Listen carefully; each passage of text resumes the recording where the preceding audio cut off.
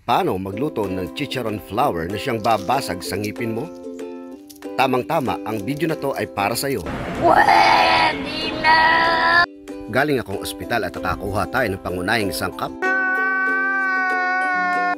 May ATM machine kasi doon kaya nag-withdraw muna tayo para makabili. Ngayon, hiwain mo ng ayos sa laki ng bunganga mo. Yung parting yan, kumbaga sa anatomy, yan ay ang tinatawag na cemetery. Mesentery pala, sorry. Ngayon, patulayin mo sa braso mo yung asin.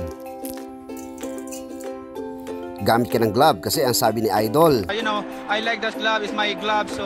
lamutakin mo yung bunganga ng katabi mo. No! God, please, no! No!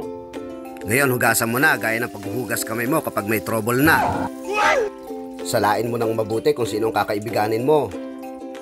Ngayon, hiwain mo na ang kaibigan mong balat sibuyas.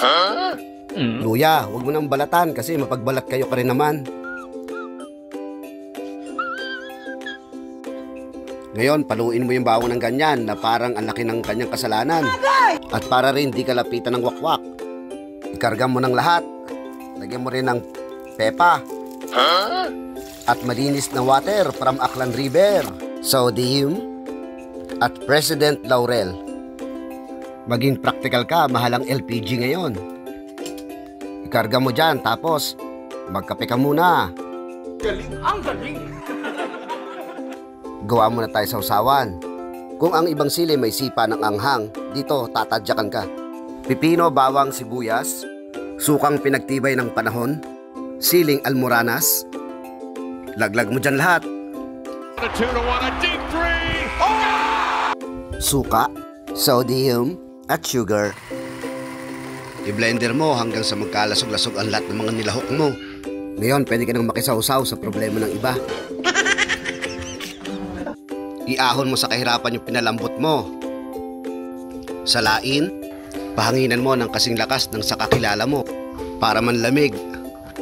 Sa mainit na ulo mo, maglagay ka ng cooking oil. At syempre, magpiprito tayo. Alangan naman na ipaligo ko yan. Pag naprito ng bahagya, hanguin mo muna. Palamigin. At sa ikalawang pagkakataon, prituhin mo uli. Hanguin at palamiging muli. Mabilisan na lang ang ikatlong prito kasi hahanap na lang tayo dyan ng burning sensation. Paano masabi? At ready na ang ating chicharon flour with infrared and iOS ready. Oh my God! Wow! At tikman na natin kung ano yung mga pinaggagawa natin kanina. Kaya po tayo mga tol. At pakinggan mo kung gaano kalutong yan. Oh yeah, exactly. Tapos kung ayaw maputol, ang gawin mo, lapain mo ng lahat. Nakita ko siya, nablasa ko. Maraming salamat tol sa matyaga niyong panonood. Hanggang sa muli.